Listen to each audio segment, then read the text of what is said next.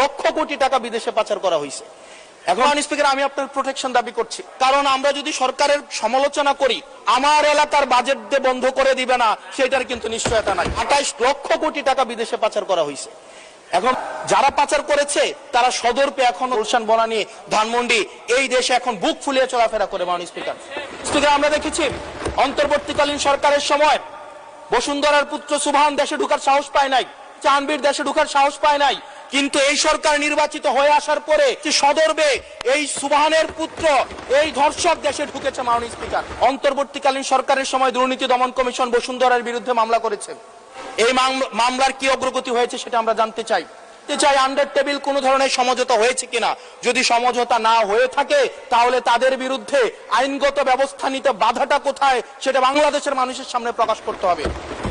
মাননীয় speaker, Bashundhara group যারা বিদেশে টাকা পাচার করেছে, মানুষের সম্পদ দখল করেছে এবং মিডিয়ার মধ্য দিয়ে আওয়ামী লীগের গুম খুন হত্যাকে যারা বৈধতা দিয়েছে তাদের খুঁটির জোর কোথায় অবশ্য শুনতে পেয়েছি, বললে অবশ্য অনেকে রাগ করে।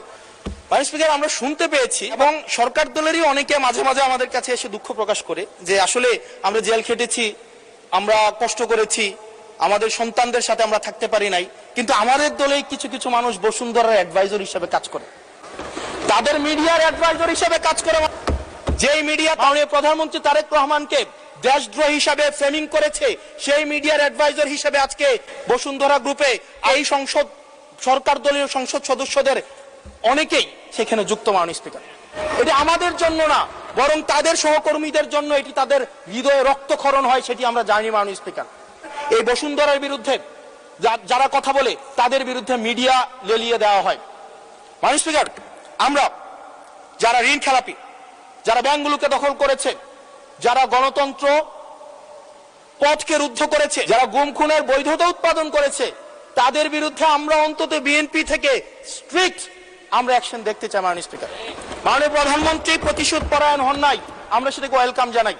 প্রতিশোধ পরায়ণ না হওয়া আর সুবিচার নিশ্চিত না করা দুইটা এক না। মাননীয় স্পিকার, আমরা ওয়েলকাম করি উনি প্রতিশোধ পরায়ণ হন নাই, ব্যক্তিগত রাগ ক্ষোভের ঊর্ধ্বে উনি উঠতে পেরেছেন, কিন্তু আমরা এটা ওনার কাছ থেকে শুনতে চাই গুম খুনের হত্যার উনি সুবিচার নিশ্চিত করবেন, উনি আইনের শাসন নিশ্চিত করবেন এবং এতদিন ধরে যারা নিয়ন্ত্রিত মিডিয়ার মাধ্যমে এই ফেসিবাদের পক্ষে যারা বয়ান উৎপাদন করেছেন তাদের বিরুদ্ধে উনি সুবিচার নিশ্চিত করবেন। মাননীয় স্পিকার, মাননীয় স্পিকার, আজকে এই জায়গাতে দেখতে পাচ্ছি যেটা আমাদেরকে শঙ্কার মধ্যে ফেলে, রাজনৈতিক প্রতিহিংসার রাজনীতি আবার শুরু হচ্ছে। মাননীয় স্পিকার, সরকার দলীয় একজন প্রতিমন্ত্রীর বিরুদ্ধে কথা বলায় মিডিয়ার একজন সম্পাদকের বিরুদ্ধে মামলা করা হয়েছে। মাননীয় স্পিকার, এটা খুবই দুঃখজনক, ওনাকে জেলে নেওয়া হয়েছে এবং মাননীয় স্পিকার, আমি আপনার প্রোটেকশন দাবি করছি, কারণ আমরাও বলতে ভয় পাই, কারণ আমরা যদি সরকারের সমালোচনা করি, কোন প্রতিমন্ত্রীর বিরুদ্ধে কথা বলি, মন্ত্রীর বিরুদ্ধে কথা বলি, আমার এলাকার বাজেট দিয়ে বন্ধ করে দিবে না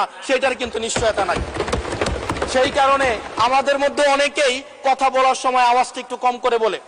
মাননীয় স্পিকার, আপনার কাছে অনুরোধ করি আমার জন্য আমার এলাকার মানুষকে যেন বঞ্চিত করা না হয়।